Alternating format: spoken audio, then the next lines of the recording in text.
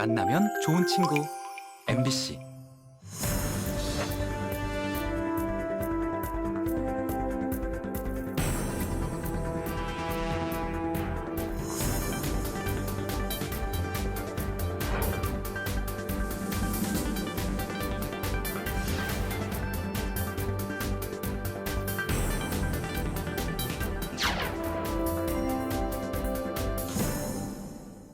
방학 시즌이 다가오면서 자녀의 치아 교정 때문에 고민하시는 부모님들 많으신 것 같습니다. 아무래도 검사도 다양하고 또 치과를 찾아야 되는 기회도 많다 보니 방학 시즌을 치아 교정에 아주 적합한 시기라고 생각하시는 것 같습니다. 네, 맞습니다. 그런데 우리 성장기 아이들 치아 교정의 경우에는요, 성인들보다 더 고려해야 할 부분이 많다고 합니다. 네. TV 메디컬 약선 오늘 이 시간에 자세히 알아보도록 하겠습니다. 네, 오늘 도움 말씀 주실 건강 주시 소개해드리겠습니다. 치과 교정과의 김호진 교수님이십니다. 안녕하십니까?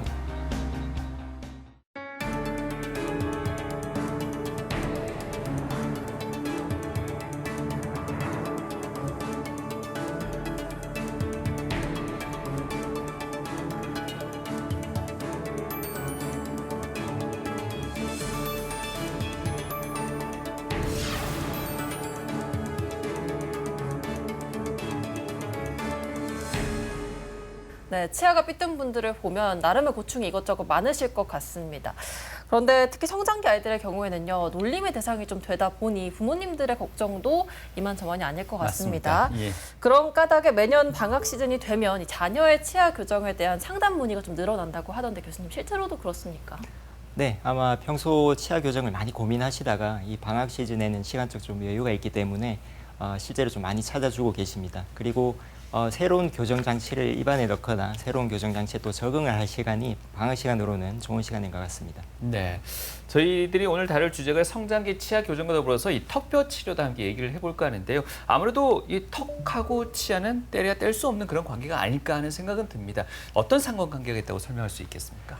네, 맞습니다. 그래서 이 위아래 턱 위치와 치아 맞물림, 배열은 상당히 긴밀한 관계가 있는데요.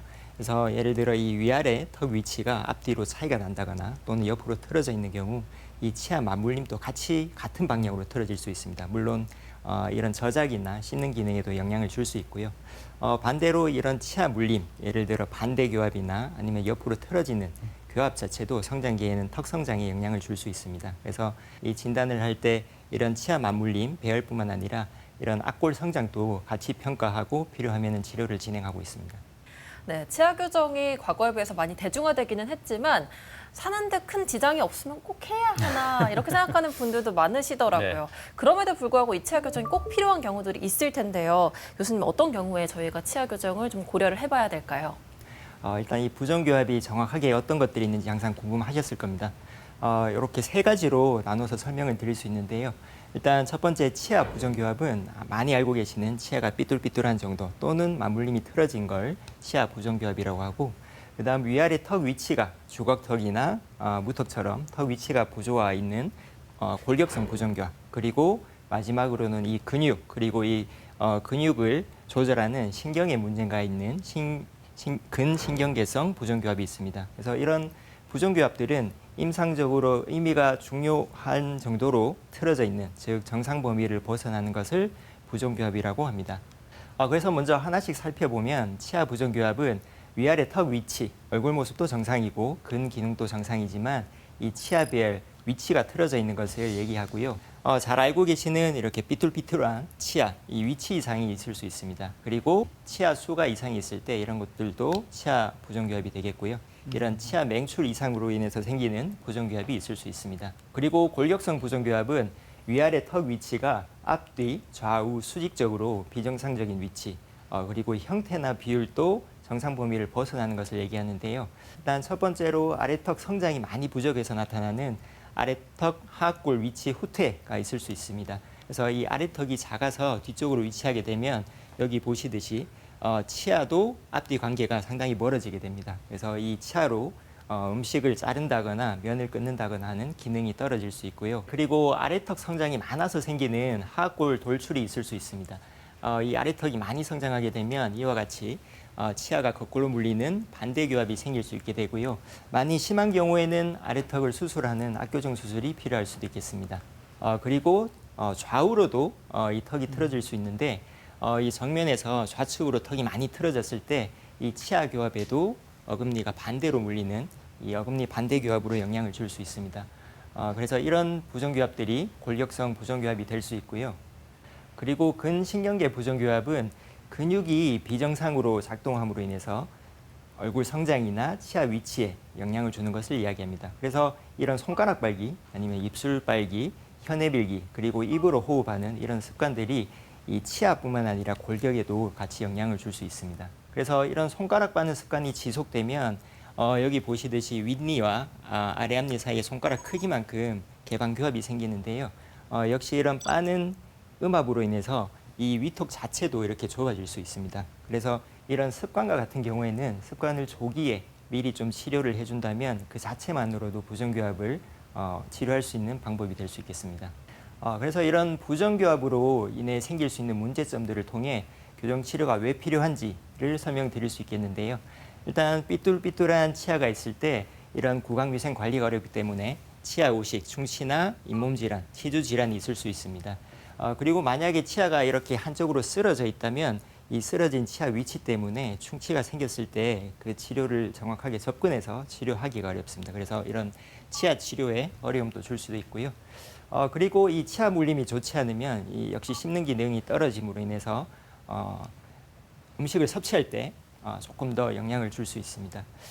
그리고 이 윗니가 많이 뻗어 있다면 넘어지거나 어디 부딪혔을 때 이 윗니가 잘 다치기 쉬운, 외상을 입기 쉬울 수 있기 때문에 이런 것들도 미리 교정 치료로 치료를 하면 외상을 좀 더 줄일 수 있겠습니다. 그리고 물론 턱뼈, 위아래 턱뼈의 성장에도 영향을 줄 수 있고요.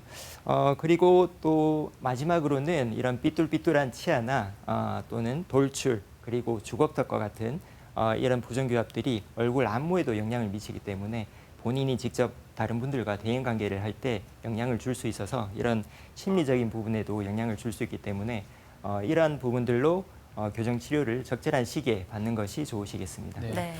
말씀하신 것처럼 이 부정교합이 아이들의 자신감은 물론이고 충치나 잇몸 질환처럼 2차적인 질환까지 이어질 수 있기 때문에 절대 가볍게 여기면 안 될 것 같다는 생각이 듭니다. 네. 그렇다면 치아 교정을 위해서 내원을 하게 됐을 때 어떤 검진을 받게 되는지도 설명 부탁드리겠습니다. 네. 우선 구강검진, 치아검진은 출생 이후에 영유아 검진 시기에 구강검진이 4차례 정도 포함되어 있습니다. 그리고 학교에서 하는 구강검진도 있고요. 하지만 이런 영유아 검진, 학교 검진에서는 엑스레이가 기본적으로 포함되어 있지는 않습니다. 따라서 통증이 없거나 육안으로 발견할 수 없는 이런 질환 같은 경우에는 그냥 넘어갈 수도 있는데요. 그래서 만 7세 또는 영구치가 첫 번째 영구치가 맹출된 이후에 이런 파노라마 방사선 사진을 촬영해서 지금 있는 치아와 아래 후속 영구치, 맹출을 하고 있는 치아들을 한 번 더 확인하는 것이 좋겠습니다. 그래서 이런 사진들을 통해서 치아 위치가 이상이 있거나 또는 이 뼈 안에 병소가 있거나 이런 것들을 미리 발견해서 적절한 시기에 치료를 하게 되면 조금 더 나중에 문제가 되는 것을 줄여줄 수 있겠습니다. 근데 만약에 이런 검사 과정을 통해서 문제가 발견되고 조금 더 정확한 검사가 필요하다고 하면 저희가 조금 더 자료를 체득하게 되는데요. 얼굴, 입안 사진, 그리고 치아 모형, 그리고 아까 말씀드린 파노라마 방사진 사진뿐만 아니라 측모 두부 방사선 사진 또는 필요에 따라서 이런 CT도 촬영할 수 있겠습니다. 측모 두부 방사선 사진 같은 경우에는 교정 치료 시기에 주로 촬영할 수 있는데요. 옆모습을 찍어서 이런 엑스레이 상에서 뼈 위치를 보는 것인데 위아래 턱의 성장 그리고 턱 형태의 이상에 대해서 살펴볼 수 있습니다. 또는 치아 위치나 각도를 보고 어떻게 교정 치료를 진행할 것인지를 또 계획할 수 있고 또는 이런 숨쉬는 기도도 확인해서 실제로 이제 부정교합과 연관이 있는지도 저희가 확인을 하고 있습니다. 그리고 만약 조금 더 자세히 볼 필요가 있다면 이런 매복치 같은 것이 있거나 또는 골격적으로 틀어져 있는 경우에는 3차원적으로 저희가 한 번 더 자세한 CT 자료를 가지고 확인을 하고 있습니다. 그래서 이런 진단 자료들을 기반으로 저희가 정확하게 계측하고 자료들을 분석해서 거기에 맞는 치료 계획을 수립하게 되고요. 그래서 이 수립한 계획은 환자나 보호자분들께 같이 설명을 드리고 상의해서 치료를 진행하고 있습니다.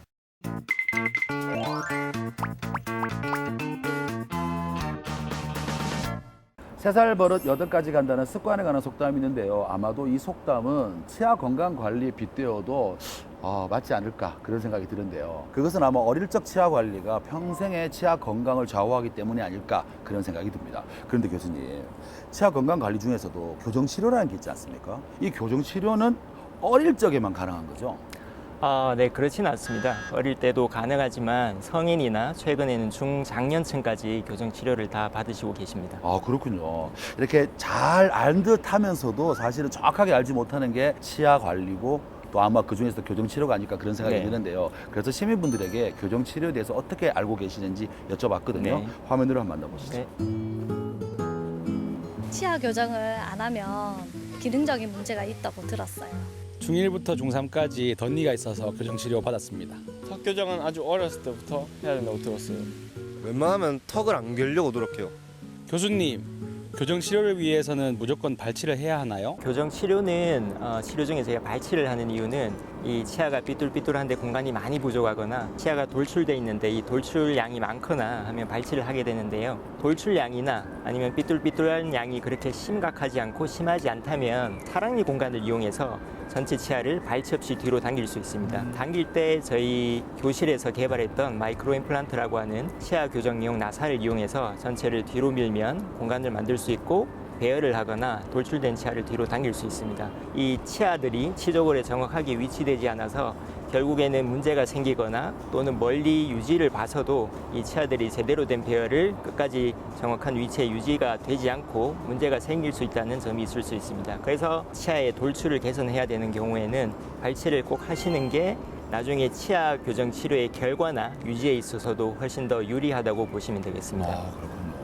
이번에는요, 치아 교정에 관한 오해와 진실 그리고 궁금증까지 한 번에 알아보도록 하겠습니다. 선생님, 우리 보통 얼굴이 있지 않습니까? 다들 안면이 조금씩 비대칭이지 않겠습니까? 그런데 조금 과하거나 심한 경우에는 안면 비대칭 교정을 받아야 되지 않을까 그런 생각이 드는데 대부분 많은 사람들은 이것은 수술로만 가능하다 이러더라고요. 네, 물론 수술도 한 방법이 될 수 있지만 수술만이 유일한 방법은 아닙니다. 성장기에서 아래턱이 한쪽으로 틀어지는 비대칭이 오게 되면 이 악정형 치료를 통해서 비대칭을 개선해 줄 수 있습니다. 물론 이 성장기에는 성장이라는 정확하지 않은 요인이 있기 때문에 이 비대칭 치료를 하면서 또는 하고 난 후에도 성장을 조금 더 지켜볼 필요는 있습니다. 물론 성인에서는 이런 성장이 없기 때문에 성장을 이용할 치료를 할 수가 없고 만약에 비대칭이 심한 경우에는 턱수술, 악교정 수술을 동반한 교정 치료가 필요할 수 있습니다. 하지만 성인에서도 이런 치아 맞물림, 기능적인 부정교합이 있는 경우에는 배열이나 위치를 정확하게 해결해 줌으로 인해서 틀어지는 턱의 위치를 어느 정도는 조금 바로 잡을 수 있는 그런 여지도 있을 수 있습니다. 네, 치아와 턱 교정에 대한 오해와 진실 질문이 있습니다를 통해서 만나봤습니다. 네. 네, 치아 교정은요, 오랜 시간이 걸리는 치과 치료이기 때문에 한 살이라도 어릴 때 해야 된다라는 말이 있습니다. 실제로 치아 교정을 언제부터 시작하는 게 좀 유리할지 설명 부탁드리겠습니다. 네. 일단 많이들 아시는 이런 덧니나 치아가 틀어지거나 또는 치아가 돌출돼 있어서 이런 입술 돌출이 같이 있는 경우에 보통은 제2 대구치, 즉 두 번째 큰 어금니가 영구치 맹출을 마친 이후에 치료하는 것을 보통 추천드립니다.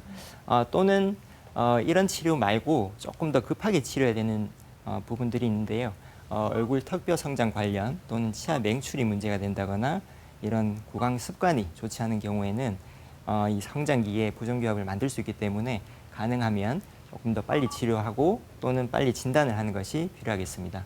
이런 시기에 먼저 치료하면 아무래도 조금 더 빨리 가지런해지고 기능도 개선될 수 있다는 그런 장점이 있고, 하지만 이제 단점으로는 앞니를 먼저 치료했을 때 결국에는 나중에 어금니까지 영구치가 다 맹출한 이후에 치료를 한 번 더 해야 되기 때문에 그 사이에 간격이 한 5년, 6년이 될 수 있습니다. 그래서 결국에는 치료를 하고 한 번 더 해야 되는데 이 치료 기간이 증가할 수 있다는 단점이 있을 수 있고, 두 번째로는 이 치아가 맹출하는 도중에 치아를 배열하기 때문에 이 배열하는 치아와 맹출하는 치아 사이에 이런 충돌이 있을 수 있습니다. 그래서 이런 것들이 치근 흡수를 또 유발할 수 있어서 이런 것들을 조심히 보면서 필요하다면은 치아 배열을 조금 일찍 시작할 수 있지만 급하지 않다면 가능하면 영구치가 다 맹출한 이후에 하는 것이 좋겠습니다.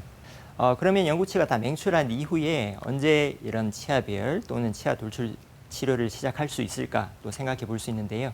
일단 영구치가 맹출이 다 되면 성장기나 성인이나 언제든지 치료를 할 수 있습니다. 이 성장기에는 모든 조직들이 새로 잘 만들어지고 그 다음에 계속 생기기 때문에 이 교정 치료로 조직이 변화하는 것을 잘 회복시켜 줄 수 있습니다. 그래서 교정 치료 중에 생기는 부작용을 성인에 비해서 조금 더 줄여서 줄일 수 있게 되고요. 그 다음 이 치아들이 성인에 비해서는 잘 움직입니다. 이 이동 속도가 빠르기 때문에 전체 교정 시간도 조금 더 줄일 수 있습니다. 그리고 아무래도 조금 더 일찍 개선을 할 수 있으면 치아 배열이나 얼굴 모습, 그 다음 기능을 조금 더 빨리 개선할 수 있다는 그런 장점이 있겠습니다. 그리고 이와 다르게 조금 더 빨리 진단하고 치료를 해야 되는 경우는 얼굴뼈 성장. 이 성장기에는 턱뼈가 계속 자라기 때문에 이것을 제대로 잡아주지 않고 유도해주지 않으면 이 틀어진 턱뼈가 그대로 더 고착화될 수도 있습니다. 그리고 이 치아가 맹출될 때 만약에 문제가 있다면 이 문제를 제대로 해결해 주지 않았을 때 이 치아 자체의 맹출 문제뿐만 아니라 옆 치아들 치근이 흡수된다거나 아니면 이걸 그대로 뒀을 때 나중에 더 치료가 커질 수 있는 그런 문제가 있습니다. 그래서 이런 것들은 오히려 빨리 발견하고 치료하는 게 훨씬 더 효율적이고 간단하게 치료할 수 있고요. 그리고 이런 손가락 빨기나 아니면 입으로 숨을 쉰다거나 이런 습관 문제가 있을 때 역시 성장기에 골격, 치아의 부정교합을 일으킬 수 있어서 이런 습관 문제들은 습관 자체만 막아주는 것만 해도 빨리 치료가 될 수 있어서 이런 것들을 빨리 발견하고 필요하면은 장치 치료나 또는 행동 개선을 하는 것이 필요하겠습니다. 네. 앞서서도 간단하게 언급을 해주셨습니다만 조금 더 본격적으로 집중적으로 좀 듣고 싶은 얘기가 이 빠른 교정, 치료가 필요한 경우 그리고 성장기임에도 꼭 치료가 필요한 경우들을 좀 더 정리해 주시면 좋을 것 같습니다. 우선 이 성장기에 빠른 치료 또는 진단이 필요한 부정교합은 다음과 같이 정리할 수 있겠고요. 일단 첫 번째로 치아 발육에 대한 문제가 있을 수 있습니다. 그래서 영구치가 결손이 되거나 또는 오히려 반대로 영구치가 아닌 치아가 더 만들어진 과잉치가 생겨서 치아 맹출에 방해를 할 수 있는데요. 보통 영구치가 선천적, 즉 태어날 때부터 결손되어 있는 경우는 주로 이제 나타나는 치아들은 위턱 같은 경우에는 작은 대문니, 그리고 두 번째 작은 어금니, 그리고 아래에 작은 두 번째 작은 어금니가 되겠습니다. 물론 이 선천적 결손이 있을 때 치료가 급한 건 아닙니다. 일단 먼저 진단이 되고 확인이 되면 영구치가 맹출하는 것을 계속 관찰할 수 있고요. 그래서 영구치 맹출을 계속 관찰하면서 적절한 교정 치료 시기를 결정할 수 있겠습니다. 그래서 그 치료 시기가 된다면 일단 할 수 있는 것은 첫 번째로는 그 결손치 공간을 양쪽 치아를 교정적으로 움직여서 폐쇄하는 것, 아니면 이 결손치 공간을 보철적으로 회복해주는 경우도 있을 수 있습니다. 하지만 보통 이 결손치가 있을 때 양쪽 치아들이 그쪽으로 쓰러져서 공간이 부족한 경우도 있기 때문에 필요하다면 교정적으로 이 영구치 회복을 위한 보철 치료를 위한 공간 확보를 미리 교정 치료를 해주는 것이 중요하겠습니다. 그래서 사례를 통해서 한번 살펴보면요. 이 환자는 8살 때 앞니가 나지 않고 영구치 작은 어금니가 없다고 저희 병원을 내원했었는데요. 여기서 살펴보면 이 유치 4개 아래에 영구치가 없는 것을 볼 수 있습니다.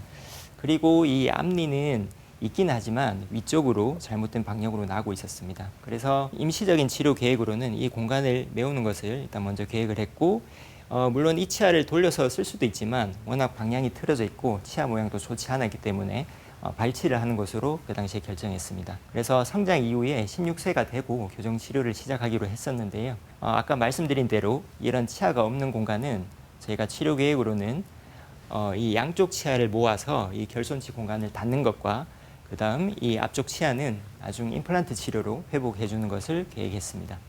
그래서 치료 과정을 보면 먼저 이런 교정 장치를 통해서 이 공간을 닫기 위해 치아를 움직여서 모아주고 있고요. 그리고 이 공간은 가치를 사용해서 그대로 공간을 유지해 주고 있습니다. 그리고 교정 치료가 완료된 이후에 공간을 다 모으고 여기는 임플란트가 들어갈 수 있도록 적절하게 공간이 확보된 것을 볼 수 있습니다. 그래서 보통 임플란트 치료는 뼈 성장이 완료되는 성인 이후 시기에 가능하기 때문에 이 환자분도 19세에 임플란트를 식립하고 이렇게 보철 치료로 치료를 완료할 수 있었습니다. 그리고 두 번째 사례로는 15살 환자였는데요. 여기서 보시듯이 왼쪽에 앞니가 하나 없는 것을 볼 수 있습니다. 그래서 이러한 부분도 역시 영구치 결손이 잘 생길 수 있는 부위인데요. 이러한 경우에는 이 치아들이 한쪽으로 틀어지면서 중심선이 좌측으로 돌아간 것을 볼 수 있습니다. 그래서 치료 방향으로는 크게 두 가지를 제가 볼 수 있는데요. 일단 첫 번째는 이 좁아진 공간을 다시 확보해서 임플란트를 식립할 수 있는 공간을 만들고 성인이 된 후에 임플란트를 할 수 있는 방법이 있을 수 있고요. 두 번째로는 이 공간을 교정 치료를 통해서 앞쪽으로 다 당겨서 메울 수 있는 방법이 있을 수 있습니다. 이 환자 같은 경우에는 두 번째 치료 방법으로 저희가 진행을 했습니다. 그래서 치료 이후에 보면 이 틀어진 중심선을 얼굴과 맞도록 조절하고 그다음 이 송곳니와 앞쪽 치아들이 앞으로 오게 함으로써 이 씹는 위치와 그다음 배열을 같이 맞춰주게 되고 물론 이 송곳니가 앞니 자리에 오기 때문에 모양이 좀 다를 수 있어서 이 송곳니를 다듬어 준다거나 또는 필요에 따라서는 나중에 성장 이후에 보철 치료로 조금 더 예쁘게 만들 수도 있겠습니다. 앞서 방사선 촬영한 걸 보니까요. 영구치 결손이 있다는 거를 미리 사전에도 알 수 있는 거잖아요. 근데 아직 유치가 빠지기 전이라면 혹시 그 유치를 그대로 둬도 되는 건지 혹은 언제까지 사용이 가능한 건지도 궁금합니다. 네, 보통 이 후속 영구치, 아래 영구치가 없다면 이 유치들 뿔이나 모양이 그대로 남아있는 경우가 많습니다. 그래서 잘 탈락하지 않고 그대로 잔존해 있는데요. 만약에 이 뿌리가 괜찮고 이 치관이라고 하는 머리 모양이 기능을 할 정도로 괜찮다면 그대로 두고 잘 관리를 하면 성인 이후에도 잘 사용하시는 분도 계십니다. 하지만 이 뿌리가 흡수가 이미 진행됐다거나 또는 충치로 인해서 기능을 할 수 없는 정도라면 이러한 것들은 빨리 발치를 해주고 그 뒤치료, 즉 임플란트나 아니면 교정치료로 공간을 모으거나 이런 것들이 필요할 수 있겠습니다. 네. 경우에 따라서는 뿌리나 이런 치관이 괜찮지만 이 뿌리와 뼈가 붙어 있는 유착이 된 유치도 있을 수 있습니다. 이런 유치와 같은 경우에는 모양은 괜찮지만 이 유착으로 인해서 뼈가 수직 성장하는 것을 오히려 막을 수 있기 때문에 이러한 것들은 발치를 해주고 그 후속 치료를 진행하는 것이 좋겠습니다. 또 하나 앞서 그 성장기에는 임플란트를 좀 보류한다는 말씀을 주신 것 같은데요. 이 치아 결손이 선천적일 수도 있다는 말씀도 주셨고 내지는 또 학창 시절 그 사고로 인해서 결손이 발생할 수도 있습니다. 이런 경우에는 학생도 마찬가지고 보호자도 마찬가지고 임플란트에 대해서 여러모로 또 고민이 될 것도 같은데 어떻게 치료하는 게 좋을까요? 네, 그래서 이런 성장기에 결손치가 있는 경우에는 첫 번째로 생각할 수 있는 것이 임플란트를 생각할 수 있는데요. 우선 이 임플란트는 아까 말씀하셨듯이 성장이 완료된 이후, 즉 자세하게 얘기하면 뼈 성장이 완료된 이후에 임플란트를 식립할 수 있습니다. 하지만 이 임플란트 공간이 좀 부족하거나 공간이 적절하지 않다면 임플란트를 식립하기 전에 성장기에도 교정 치료를 해서 조절을 할 수 있고요. 만약에 이 치료가 교정 치료가 성장 완료되기 이전에 끝난다면 치료되고 임플란트 식립 전까지 기간이 남아 있을 수 있기 때문에 유지 장치를 통해서 유지를 하다가 적절한 시기에 임플란트를 식립할 수 있습니다.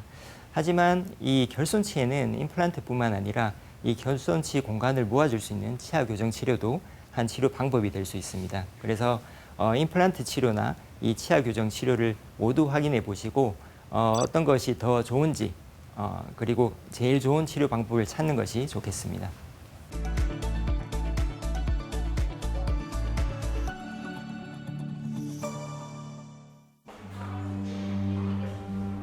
이 년 전 처음 치과 교정과를 찾은 중학생 환자. 2살 때부터 부종교합이랑 비대칭이 얼굴 비대칭이 있었는데 치료 시기를 놓치고 있다가 2022년 연말에 그때쯤에 이제 내원하게 되었어요. 처음 부종교합 때문에 볼을 너무 많이 씹어서 많이 아팠던 기억이 있어요. 볼 안쪽에 궤양까지 생길 정도로 굉장히 아파하고 그래서 제가 많이 안타까웠었어요, 그때는. 치아의 교합이 잘 맞지 않아 어금니로 음식을 제대로 씹기 힘들었기에 일상생활에 불편함이 많았다는데 현재는 조금씩 경과를 지켜보며 단계별 치료가 진행 중이다. 처음 왔을 때 이 턱이 좌측으로 틀어진 안면 비대칭이 있었고요. 틀어진 쪽으로는 치아가 좀 올라가 있고 반대쪽으로는 이가 이렇게 내려와 있습니다. 그래서 이런 치아 경사가 있는 상태였습니다. 치아가 왼쪽 위 작은 어금니가 하나 겹쳐져 있어서 공간이 많이 없는 상태였습니다. 그래서 진단명은 안면 비대칭과 치아 총생이었습니다. 지난달에 좀 어땠어? 괜찮았어? 네, 불편한 건 없었어요. 아, 괜찮았어요. 그래. 하여튼 뭐 양치랑 이런 것도 중요한데 잘 도와줘서 진행이 잘 되고 있으니까. 성장기 청소년의 경우 무너진 턱의 균형 상태가 시간이 지날수록 더욱 틀어질 수 있으므로 증상이 있는 경우 검사를 받아 틀어진 턱뼈와 부정교합을 조기에 바로잡는 것이 중요하다. 아래턱을 우측으로 조금 가이드해주는 치료를 진행하면서 동시에 치아 총생, 왼쪽에 있었던 작은 어금니 겹침을 펼 수 있도록 공간을 만들어주는 작업을 하고 있습니다. 전체적인 치료 상황을 보면 한 70% 정도 진행됐다고 할 수 있겠습니다. 일단 안면 비대칭은 성장기에 발견이 되면 가능하다면 이 비대칭을 좀 개선해 줄 수 있는 시도를 해볼 수 있는 게 좋을 것 같습니다. 왜냐하면 그 원인이 그대로 남아 있다면 그 안면 비대칭이 있는 방향으로 계속 성장이 진행되고 또는 고착화가 될 수 있기 때문에 성장 중인 앞골에서는 그런 것을 조정했을 때 이 반응이 좀 더 좋을 수 있습니다. 뭐 많이 불편하진 않지. 괜찮지. 그래서 등 오른쪽으로 이렇게 좀 많이 짚고 턱 위치를 조금 조절하고 있으니까. 나에게 맞는 올바른 교정 치료로 건강한 치아와 자신감을 매일 조금씩 되찾아가는 중이다. 교정 치료가 다 끝나면 딱딱한 음식도 마음대로 먹고 예쁘게 웃으면서 사진도 찍고 싶어요. 유비군은 앞서 계속 진행했었던 비대칭 개선을 조금 더 진행해서 정확하게 아래턱이 중심에 맞도록 대칭적이 될 수 있도록 조금 더 조정할 예정이고요. 치아 배열이 될 수 있도록 공간을 충분히 얻을 수 있는 양만큼 저희가 치아 이동을 진행을 해서 공간을 얻게 되면은 치아를 배열하고 맞출 수 있는 그런 추가적인 치료를 진행할 예정이 있습니다. 남은 치료 기간은 지금부터 한 1년 정도 추가가 되지 않을까 예상을 하고요. 이 아래턱의 반응이랑 그다음 치아 이동의 속도에 따라서 조금 달라질 수 있을 것 같습니다. 교정 치료 중인 중학생 사례 먼저 화면을 통해서 만나봤는데요. 어린 시기에 시작을 한 것 같습니다. 사실 이 성장기 치아 교정이라는 게 본인이 그 의지가 성인만큼 그렇게 강할 수는 없을 것 같습니다. 아무래도 부모님의 어떤 관심이 더 중요할 것 같은데요. 그 때문에 교정 치료 시작 전에 부모님들이 좀 더 관심 있게 확인하고 또 주의해야 될 부분들도 분명히 있을 것 같습니다. 어떤 것들이 있을까요? 네, 아무래도 성장기에는 부모님들의 관리가 좀 더 필요한데요. 보통 이 성장기 환자, 보통 이 자녀분들은 교정 치료에 크게 관심이 없는 친구들도 많습니다. 이게 왜 치료하는지, 이 치료의 목표가 뭔지. 근데 이런 경우에는 이 협조도가 떨어질 수 있어서 이 협조도가 떨어지는 경우는 치료 결과에도 영향을 미칠 수 있습니다. 그래서 물론 저희도 그 친구들에게 자주 설명을 해주지만 집에서도 부모님들께서 이 치료를 왜 해야 되는지, 어떤 방향으로 해야 되는지 조금 더 자세히 설명해 주시면 협조도를 조금 더 높여서 치료 결과를 더 좋게 하는 데 도움이 될 수 있겠습니다. 그리고 또 하나 더 중요한 것은 이 성장기에는 구강 관리가 상당히 중요한데요. 본인이 또 제대로 할 수 없는 경우가 있기 때문에 집에서도 조금 더 관심을 가지고 지켜봐 주시면 좋겠습니다. 네. 앞서서는 저희가 영구치가 나오지 않는 영구치 결손의 경우에 빠른 치료가 필요하다라고 설명을 해주셨는데요. 이번엔 영구치가 나오는 과정에서 저희가 좀 지켜봐야 할 점이 어떤 게 있는지 살펴보도록 하겠습니다. 네, 그래서 두 번째는 치아 맹출과 관련된 문제들인데요. 일단 치아들이 잘 내려오지 않고 맹출이 늦어진다거나 그 이후로 치아 방향이 틀어지는 이소맹출 또는 완전히 갇혀있는 매복 또는 치아 방향이 바뀌는 치아 전이와 같은 게 있을 수 있겠습니다. 우선 치아 맹출 지연은 유치를 발치하고 그 아래 영구치가 6개월 이상 나지 않거나 또는 한쪽 영구치가 났는데 반대쪽 영구치가 6개월 이상 올라오지 않는다면 한 번 더 확인을 하고 필요하다면 엑스레이를 찍어서 검사를 할 필요가 있겠습니다. 그래서 이런 맹출 지연의 원인으로는 이런 유치가 오랫동안 남아있거나 아니면 뼈와 붙어버려서 유착이 된 경우가 있을 수 있고 이 과잉치가 하나 더 있어서 이 맹출되는 경로를 막아서 이런 맹출 지연을 만들 수도 있습니다. 그리고 이런 이소맹출과 매복이 있을 수 있는데요. 치아들이 제 위치로 나야 되는데 정확하게 제 위치로 나지 않고 틀어진 방향으로 나게 되면 이 치아가 갇혀서 맹출하지 못하고 이런 매복으로 이어질 수 있습니다.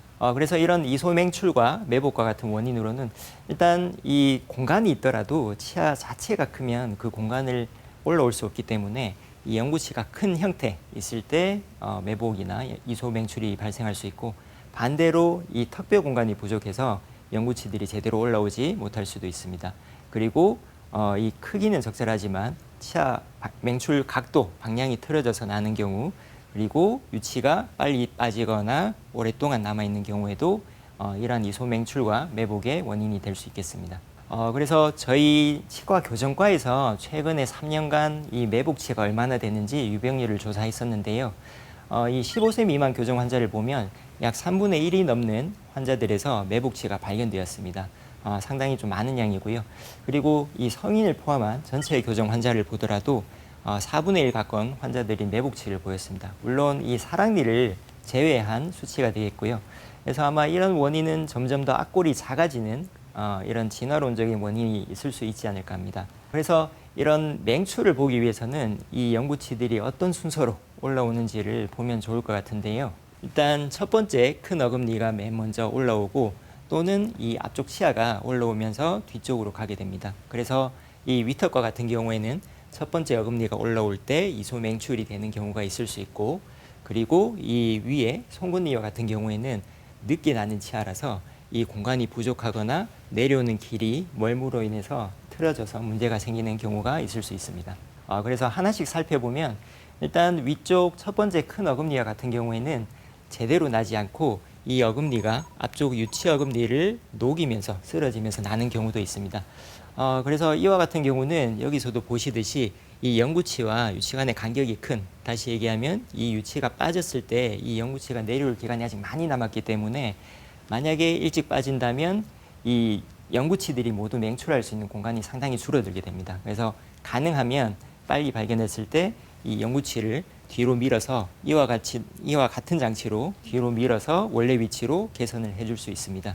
그래서 이렇게 개선됐을 때 유치가 여기서 잘 유지가 된다면 영구치가 내려올 때까지 공간을 확보해 줄 수 있게 됩니다. 근데 만약에 이와 같이 발견이 늦었다거나 이미 흡수가 많이 돼서 이 작은 유치 어금니가 탈락이 돼버리면 이미 공간이 많이 소실해 버려서 이런 경우에는 저희가 치료 방향으로는 첫 번째로는 공간이 많이 부족함으로 인해서 작은 어금니를 발치를 하는 것이 필요할 수도 있고요.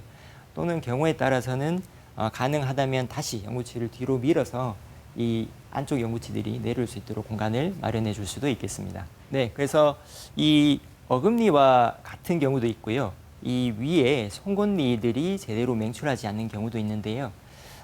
이처럼 송곳니가 이 대문니 앞쪽으로 틀어져서 나는 경우에는 만약에 일찍 발견하고 이 틀어진 방향이 그렇게 심하지 않다면 주위의 유치를 미리 발거해 줌으로써 이 영구치가 제대로 된 방향으로 나도록 유도를 해줄 수 있습니다.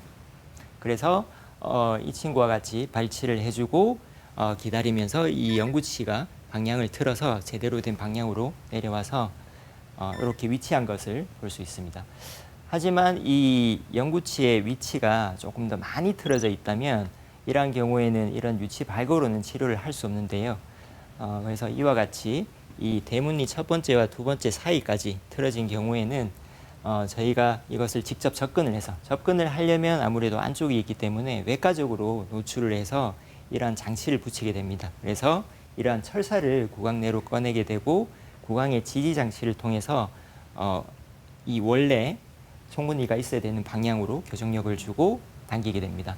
그래서 이러한 치료들은 가능하면 빨리 하는 게 좋겠고요. 왜냐하면 여기서 보시듯이 이 치아가 뿌리 쪽으로 향해서 자칫하면 옆 치아 뿌리를 흡수시킬 수도 있고 또는 이러한 것들이 만약에 성인이 돼서 10년 뒤에 진행이 된다면 치료를 받더라도 이 송곳니가 제대로 된 위치로 나올 수 있는 그런 치료 성공률이 상당히 떨어지게 됩니다. 그래서 이런 이유 때문에 가능하면은 이 이소맹출 같은 경우에는 빨리 발견하고 적절한 시기에 빨리 치료하는 것이 좋겠습니다. 그래서 사례를 통해서 보게 되면요, 이 환자는 16세였는데 여기 왼쪽에 윗 송곳니가 안쪽에 들어가 있는 것을 볼 수 있습니다. 그래서 CT를 통해서 정확한 위치를 보면 이 두 번째 대문니 뿌리 쪽에 위에 올라가 있는데요. 이와 같은 경우에는 아까 보여드렸던 그런 외과적 노출과 교정력을 통해서 제 위치로 갖고 올 수 있겠습니다. 그래서 16세에 교정 치료를 바로 시작을 했고요. 아까 붙였던 장치를 바깥으로 꺼내서 교정력을 적절하게 가하고 이 송곳니가 제 위치에 위치될 수 있도록 다시 배열을 해서 위아래 위치와 그다음 좌우 위치가 맞도록 이렇게 배열을 완료해 줄 수 있습니다. 그리고 만약에 이런 진단이나 발견이 조금 더 일찍 된다면 가장 좋은데요. 만약에 상당히 좀 늦어지는 경우에는 이와 같이 틀어진 송곳니들이 앞치아를 이만큼 많이 녹일 수 있습니다. 그래서 여기서도 보시면 앞니가 3개의 부위가 많이 흡수가 되어 있는데요. 사실 이런 경우에는 이 연구치를 오래 쓸 수 없기 때문에 이 앞니를 발거를 하고 치료를 해야 되는 상황이 될 수 있습니다. 그래서 이 환자 같은 경우도 이렇게 뿌리가 많이 흡수되어 있기 때문에 치료 계획으로는 이 앞니 2개를 발치한 후에 이 송곳니를 이 앞니 대문니 자리로 내리는 것으로 계획을 세웠습니다. 그래서 아까 좀 말씀드렸듯이 발거 후에 이런 장치를 붙여서 역시 제 위치로 내려올 수 있도록 교정력을 통해서 견인을 해줬고요. 조금 견인이 되면서 이 원래 앞니 대문니 위치로 송곳니를 배열시킬 수 있습니다. 물론 모양이 조금 다를 수 있기 때문에 만약 필요하다면 성장 완료된 이후에 이런 심미 보철 치료를 같이 할 수도 있겠습니다. 그리고 이런 이소맹출이 계속 진행이 됐을 때 치아 위치가 완전히 바뀌는 전위라는 부정교합이 생길 수도 있는데요. 여기서 보시듯이 이 송곳니가 앞에서 3번째가 아니라 첫 번째 작은 어금니와 위치가 완전 바뀌어 있습니다. 그래서 이런 바뀐 위치에 있을 때는 일단 첫 번째로 할 수 있는 치료 방법은 이 바뀐 위치 그대로 배열을 해서 쓰는 방법입니다. 그래서 아무래도 이렇게 치료하면 조금 더 치료가 간단해지고 조금 더 기간도 짧아질 수 있는데요. 아무래도 이 치아마다 각 생김새는 이 기능과 같이 연관이 되어 있기 때문에 가능하다면 그대로 두는 것보다는 성장기에서는 이 원래 위치로 바꿔주는 것을 저희는 설명을 드리고 있습니다. 그래서 원래 위치로 바꾸게 되면 여기서 보시는 것과 같이 이 송곳니가 첫 번째, 두 번째 작은 어금니 사이로 내려오고 있기 때문에 이것을 그냥 바꿀 수는 없습니다. 그래서 아까 말씀드렸던 그런 외과적 노출을 통해서 교정력을 주고 당길 수 있겠는데요. 이와 같은 경우에서는 원래 위치로 가면서 이 치아 뿌리가 서로 X자로 교차되어 있는데 조금씩 더 진행을 해서 원래 치아 위치로 이렇게 배열을 해줄 수 있습니다. 물론 이제 이런 치료는 치료 결과로 보면 당연히 좋은 치료고 원래 위치에서 재기능을 할 수 있기 때문에 좋긴 하지만 아무래도 치료 기간이 좀 상당히 필요할 수 있습니다. 하지만 성장기에서는 아무래도 조금 더 오래 쓸 수 있고 그만큼 더 기능적으로 이 회복을 하는 것이 중요하기 때문에 원래 자리로 갖다 놓는 것이 조금 더 좋은 치료지 않나 이렇게 생각을 하고 있습니다. 네, 뭐 여러 가지 사례들을 들으셨는데 이 턱의 문제 때문에 턱뼈 문제 때문에 치아의 부정교합으로 이어지는 사례도 있겠지만 반대로요. 치아의 어떤 교합의 문제 때문에 턱뼈로 이상이 이어지는 경우도 있을 것만 같습니다. 실제 그런 사례들이 있습니까? 네, 실제로 이 치아 교합이 반대 교합이거나 또는 치아 물리는 게 옆으로 좀 틀어져 있는 경우 특히 성장기에서 그런 문제가 많을 수 있습니다. 그래서 이런 것들을 그대로 방치해뒀을 때 이 앞골이 한쪽으로 틀어지는 방향 또는 예를 들어 앞뒤 반대 교합 같으면 이 반대 교합을 그대로 뒀을 때 아래턱은 오히려 더 자라는 경우 그리고 위턱은 오히려 갇혀서 더 작아져서 이 반대 교합 또는 이 주걱턱이 더 심해지는 경우가 있을 수 있습니다. 그래서 가능하면 이런 골격성 부정교합이 성장기에 발견됐을 때는 필요하다면 적절한 시기에 장치를 이용해서 좋은 성장으로 유도해 주는 것이 필요하겠습니다. 그래서 마지막으로 치아 맞물림과 이런 앞골 성장은 같이 연관되어 있기 때문에 이것을 같이 연결해서 설명을 해드리도록 하겠습니다. 우선 앞니 반대 교합은 위아래 치아가 거꾸로 물리는 것을 얘기하고 일단 첫 번째 치아 원인으로는 이 골격은 괜찮지만 치아 각도가 틀어짐으로 인해서 앞니가 반대로 물릴 수도 있습니다. 하지만 이 치아 원인이 아니고 아래턱이 길거나 또는 위턱이 작아서 생기는 앞니 반대 교합도 있을 수 있습니다. 이런 반대 교합들은 어쨌든 제대로 물리지 않기 때문에 이 씹는 기능, 저작 기능이 감소함으로 인해서 음식 섭취가 상당히 어려울 수 있고요. 그리고 이런 반대 교합 상태 자체가 어떻게 보면 환경적으로는 위턱을 더 적게 자라고 아래턱을 더 크게 자라게 해서 이 부정교합, 그러니까 주걱턱이 더 심해지는 방향으로 갈 수 있게 하는 요인이 될 수 있습니다. 그래서 이런 앞니 반대 교합 치료는 가능하면 작은 위턱을 조금 더 성장이 되도록 만들어주고 이 긴 아래턱의 성장 방향을 좀 조절하면서 이 치아의 반대 교합도 같이 좀 개선을 할 수 있는데요. 이와 같이 입안에 끼는 장치를 통해서 이 장치는 윗입술 이 골막을 좀 자극시켜 줌으로 인해서 이 앞쪽에 위턱이 성장이 조금 더 되도록 유도를 해줄 수 있습니다. 또는 이 위턱에 직접적으로 힘을 줄 수도 있는데 위턱에 장치를 붙이고 이런 페이스 마스크를 사용해서 고무를 걸면 위턱을 앞으로 당길 수 있는 힘을 직접적으로 전달을 해줄 수 있습니다. 그래서 이 사례를 통해서 살펴보면 이 6살 친구는 앞니가 반대로 물리는 것을 주소로 내원했었는데요.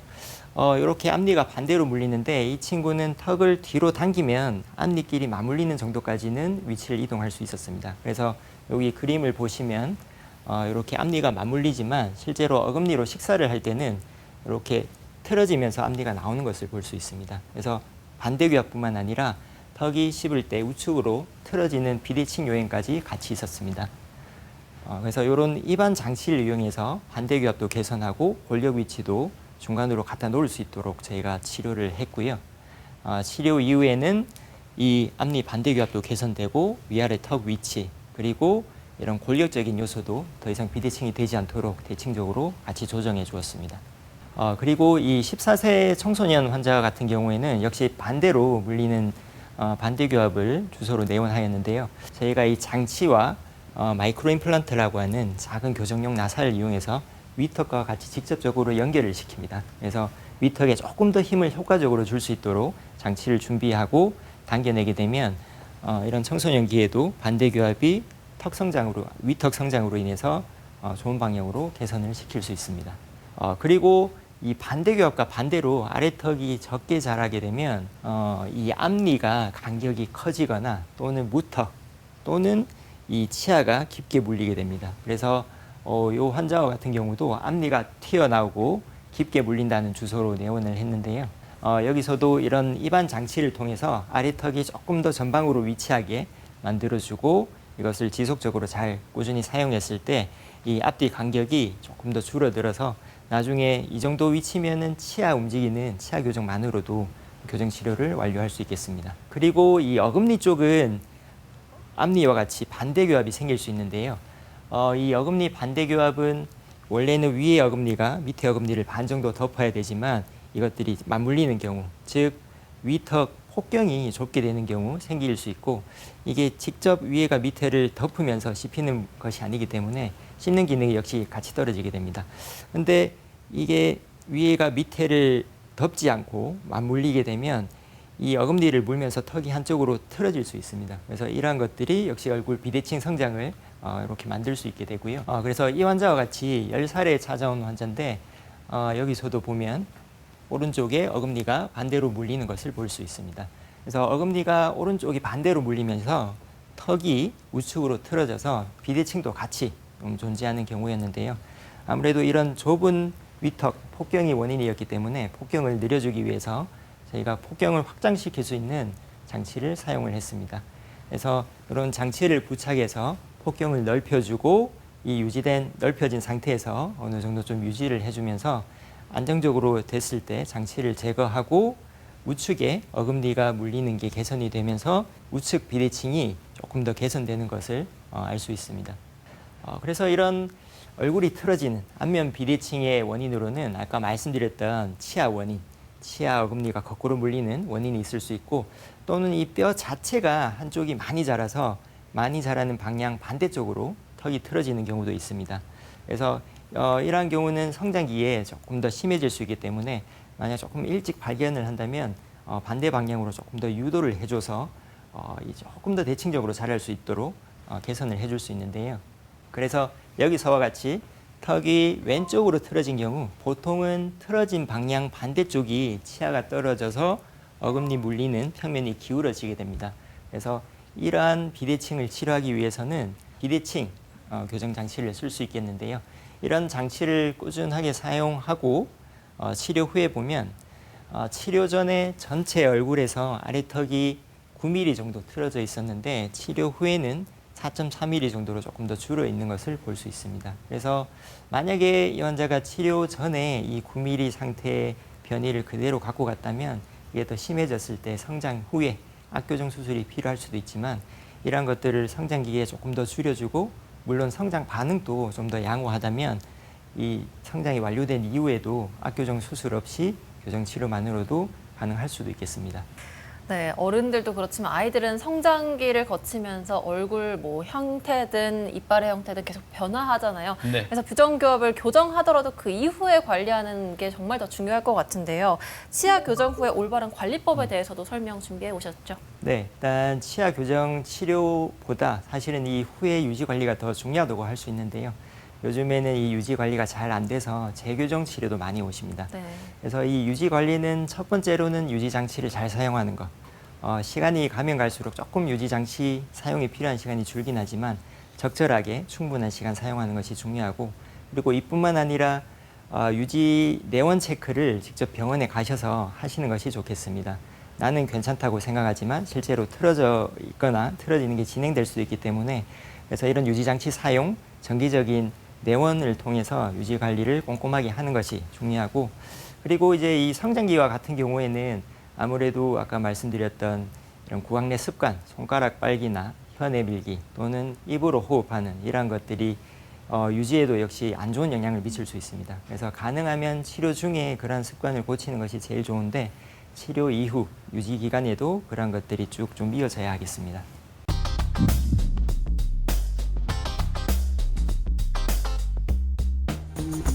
지금 약손을 보고 있는 많은 분들은 거울 앞에서 내 치아가 삐뚤지는 않은지 혹은 내 얼굴이 비대칭은 아닌지 많이 지금 확인하고 계실 거라고 그런 생각이 드는데요. 그래서 이번에는요, 치아 교정에 관한 시청자 사연을 모아보았습니다. 교수님, 외모에 관심 많은 20대 남성의 사연입니다. 이분이요, 최근 말을 하거나 입을 벌릴 때 턱이 부드럽게 이렇게 움직이는 게 아니라 딱 이렇게 소리가 나는 모양입니다. 그래서 고민이 많았대요. 그런데 주변에서는 이 턱에서 나는 소리를 방치하게 되면 안면 비대칭이 될 수도 있다, 이런 이야기를 했는 모양입니다. 지금 걱정이 이만저만이 아닙니다. 선생님, 이번에 좀 고민을 좀 들어주셔야 될 것 같아요. 네, 딱딱 소리 나는 정도가 비대칭을 직접적으로 유발하진 않고요. 만약에 이런 것들이 더 진행되거나 아니면 원인 모를 어떤 이유에 의해서 더 진행이 됐을 때 이 디스크 자체가 마모가 되게 되는 경우, 이 머리뼈와 그다음 턱뼈에 이 하악두가 직접 닿을 수 있게 됩니다. 그래서 이러한 것들이 진행이 되면 일단 소리로는 이 턱관절에서 모래 갈리는 소리가 날 수도 있고요. 만약에 모래 갈리는 소리가 난다면 퇴행성 관절염을 의심해 볼 수 있습니다. 퇴행성 관절염으로 인해서 턱뼈가 계속 마모되고, 만약에 편측 한쪽에만 그런 것들이 계속 진행되게 되면 그쪽으로 턱이 틀어지는 비대칭, 또는 양쪽으로 진행되게 되면 턱이 뒤로 가면서 이 개방교합이라는 부정교합을 만들 수 있게 됩니다. 바로 턱관절 검사를 받아보시길 추천을 드리고요. 만약에 개구를 했을 때 크게 문제가 없거나 아니면 큰 불편감이 없다면 턱에 힘이 가지 않는 자세 그리고 습관을 주의해서 증상을 경과 관찰을 하시고, 근데 만약에 이런 통증이나 이런 것들이 며칠 동안 계속 지속이 된다면 턱관절 검사를 받으시고 필요하면은 치료까지 받으시기를 추천을 드립니다.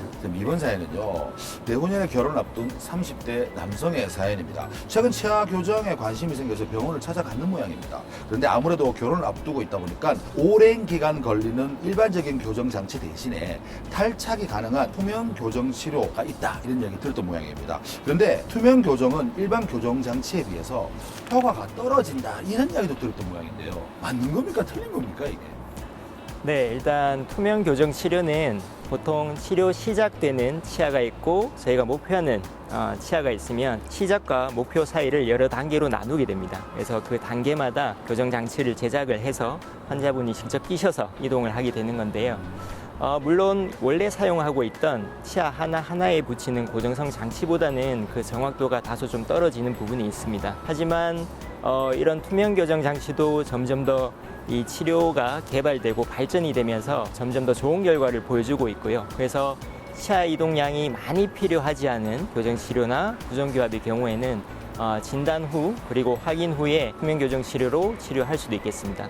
하지만 무엇보다 이제 가장 중요한 건 투명 교정 장치는 환자분이 직접 쓰시는 거기 때문에 충분한 시간을 착용해 주셔야 되고요. 하루로 보면 20시간부터 아니면 그 이상 22시간 가까이 충분히 사용을 하셔야 그 효과를 보실 수 있습니다. 그런 협조도가 있어야 좋은 결과를 볼 수 있는 치료라고 염두에 두시고 알아보시면 좋을 것 같습니다. 근데 내후년에 결혼한대요. 그때까지 투명 교정 치료로 가능할까요? 성실하게 한다면? 네, 한 2년 정도인데 부정교합 종류에 따라서 다를 수는 있는데 지금 시간이 그렇게 많지 않으니까 빨리 가셔서 알아보시는 게 좋을 것 같습니다. 서둘러야겠군요. TV 메디컬 약속 오늘 이 시간에는 성장기 아이들의 치과 교정에 대해서 자세히 알아봤습니다. 네, 끝으로 오늘 강연요 짧게 요약을 좀 해주신다면요. 네, 그래서 이런 성장기 부정교합 문제로는 일단 치아 발육, 맹출 이상이 있을 수 있는데요. 그래서 이러한 것들을 먼저 확인하기 위해서 만 7세 또는 첫 번째 영구치가 올라오고 나서 파노라마 방사선 사진을 한번 촬영해 보고 미리 확인을 하는 것이 좋겠습니다. 또는 치아 맞물림 이상, 반대교합 같은 맞물림 이상으로 인해 턱뼈 성장이 문제가 있을 수도 있어서 이런 턱뼈 성장을 같이 확인하면서 만약 문제가 있다면 정밀 검사를 하고 거기서 또 필요하다면 미리 치료를 진행하시는 것이 조금 더 작은 문제를 크게 키우지 않고 그리고 치료도 조금 더 짧게 효율적으로 하고 좋은 결과를 오랫동안 갖고 가실 수 있는 그런 방안이 되겠습니다. 네. 아시다시피 성장기는 성격과 자존감이 또 형성되는 시기이기도 합니다. 혹여나 우리 아이들이 남들 앞에서 잘 웃지를 않거나 뭔가 말을 하거나 표현할 때 입을 가리는 행동이 보인다면요. 이를 가볍게 여기지 마시고 꼭 한번 치과 방문해 보시기 바랍니다. 네, 소중한 우리 아이들의 치과 교정에 대해서 오늘 유익한 정보 전해주셨죠. 치과 교정과의 김호진 교수님, 오늘 말씀 고맙습니다. 수고하셨습니다.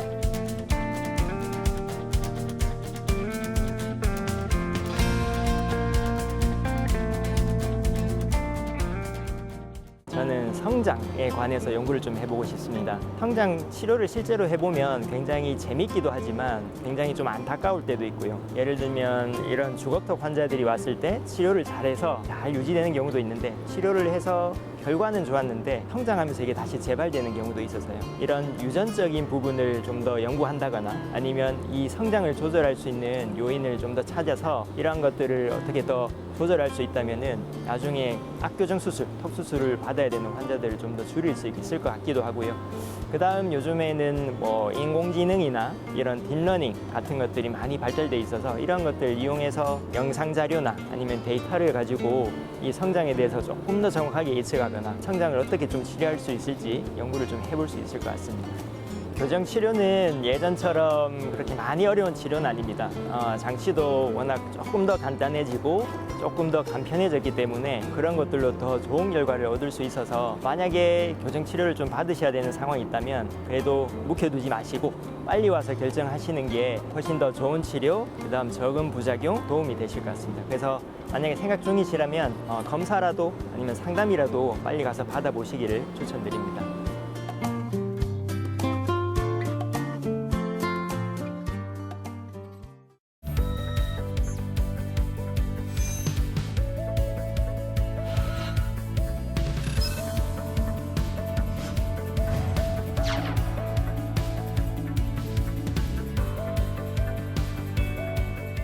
만나면 좋은 친구 MBC